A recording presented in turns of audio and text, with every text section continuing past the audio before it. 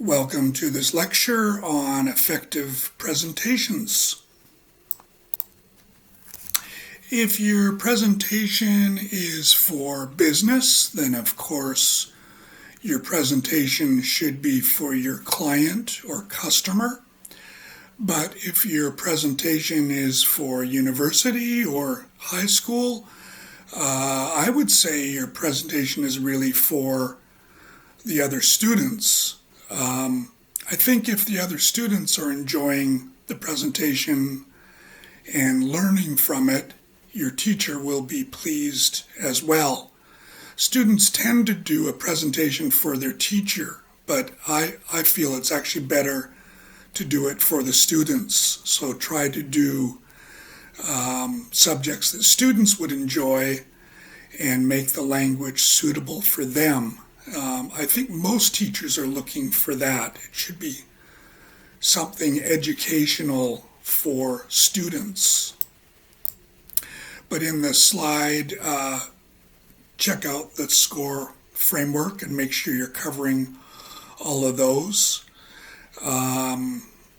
Good eye contact, clear voice. I've got a husky voice, so I've got to make sure I either speak as clearly as possible or have a microphone. So make sure you are loud enough. If you are in a country where people often wear masks, take off your mask before you give the presentation. Some students have said that they wore a mask because they didn't put on makeup that day. Put on your makeup, don't wear a mask. It's a presentation. You're trying to communicate. So when you give a presentation, you should be very focused on your audience. How are they reacting to you? All of your content should be for them. So everything should be focused on your listeners. And again, you are communicating. You're not reading. You are making a presentation, so you're trying to communicate a message to the people in the audience. So that should be your focus. And you should adjust your language based on who your audience is. If you're talking to children, you want to relate to them and use simple language. If you're talking to non-native speakers of English, same thing. You want to make your language more understandable for them. Speak slowly, clearly, use simple vocabulary. If you're going to use difficult vocabulary, you may need to translate that or explain that. Of course, if you're talking to business people, that is different, and you're going to use business language. So take a look more closely at the SCORE framework and try to follow this as you make your presentation. So your presentation should be interesting, should be enjoyable, make it clear, original. So all of those things. So yeah, take a look at this slide and try to make it relatable for your listeners.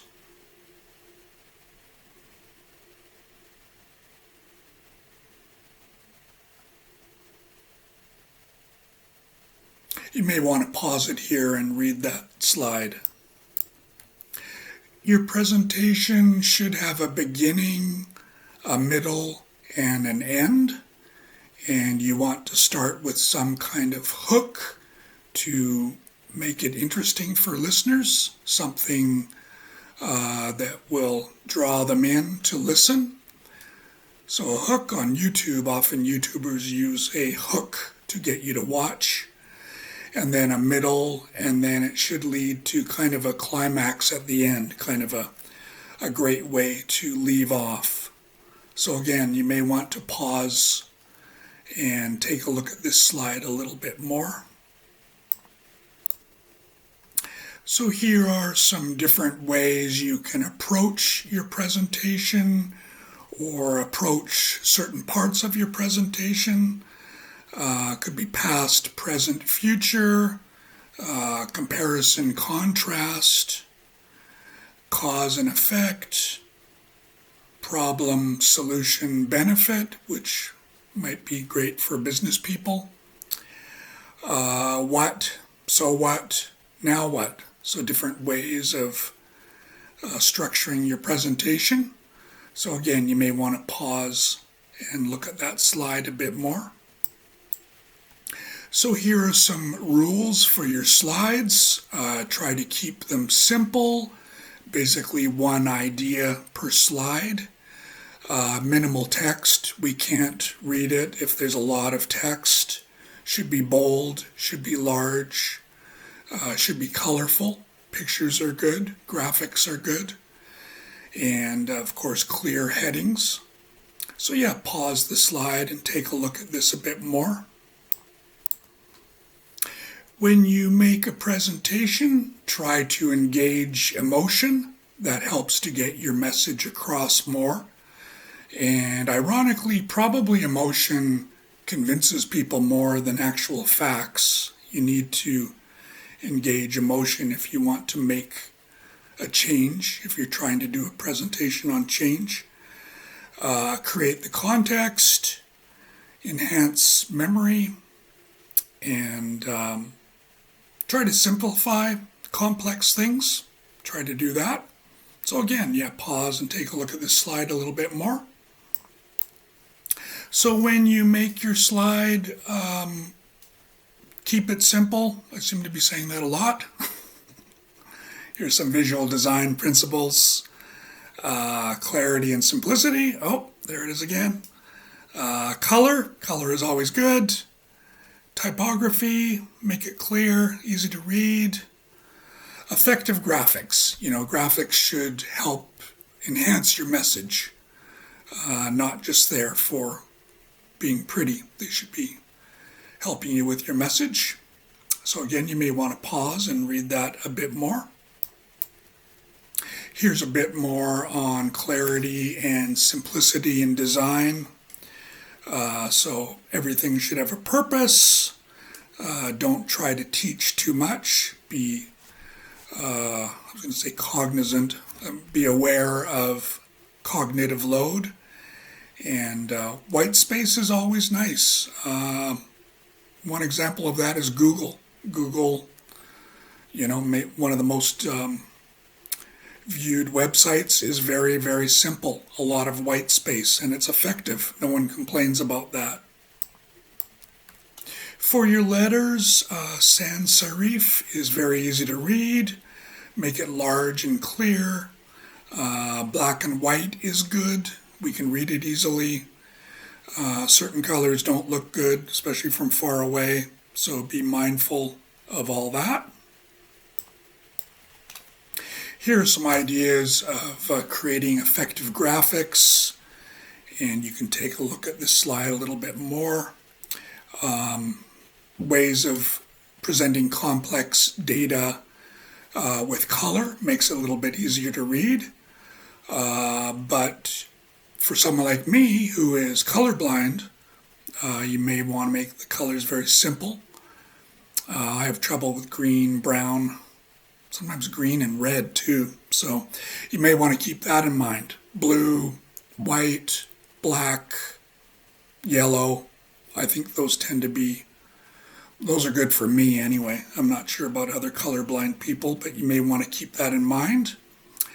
That's why the traffic lights are very different colors for people like me, so I can drive and not crash into you. Don't be afraid to practice too much. When I have to teach a new class, I'm always nervous, so I'm just really well prepared. I've got everything done, down. I know what's next. So you can do that with presentations too. I used to do stand-up comedy. Again, I just made sure that I knew my act really, really well before I went in front of 300 people and did my stuff. If it didn't do well, that was fine, but I knew my stuff, so I was ready with it. So practice a lot, practice in front of the mirror, practice in front of your family. If it's business, practice in front of your colleagues. Try to sound confident and keep your audience engaged. So again, take a look at that slide a bit more, maybe pause. So for practicing, multiple rehearsals, practice out loud, maybe practice in a big room.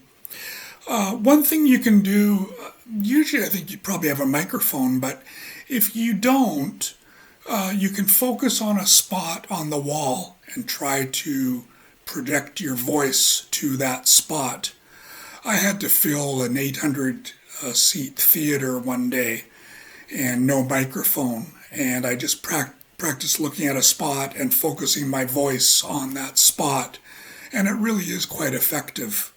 So, practice out loud, figure out how long it takes, and just have it really down pat. And if there's anything technical, practice with that too. You don't want things to go wrong on the day of the presentation. Practice hooking your computer up or whatever you need to do. Maybe take a look at what they have available where you're going to present if you can beforehand, to see if you have the correct cables. Sometimes Mac requires a different cable than a PC, for example. So all of that's sort of part of practice and preparing. So if you are not a native English speaker, be careful with gestures because they're difficult. I would just be natural how you would talk in your language with gestures. But make sure you maintain eye contact and try to look at everyone in the room. Don't be reading a lot. You may want to speak quietly. You may want to speak louder. You may want to speak in different ways to maintain engagement. Don't be like me and say and Try not to do that. I don't know it again. Anyway, practice all those things. I need to practice too. So you can always ask questions in your presentation. You may want to get the audience involved. You may not. You may want to tell your audience that you'll take questions at the end. So there are different techniques you can do. So you can ask questions, or you can have them ask you questions, or again, you can tell them, I'll take questions afterwards, something like that. But questions are good, I think, in that it creates connection. So you may want to ask some questions, or you may want to invite questions from the audience to create connection, depending on how confident you are with the subject.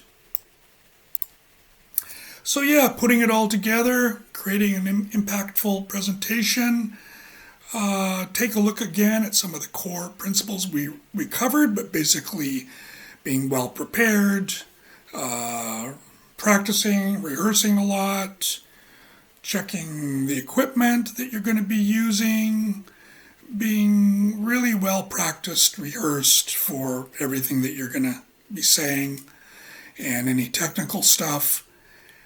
Make sure the design is simple but effective. The delivery is clear. You're speaking well. You're speaking clearly. All of those things. So that all of those things lead to a good presentation. So thank you for watching. I hope this helped you. And we'll see you in the next video. Thank you.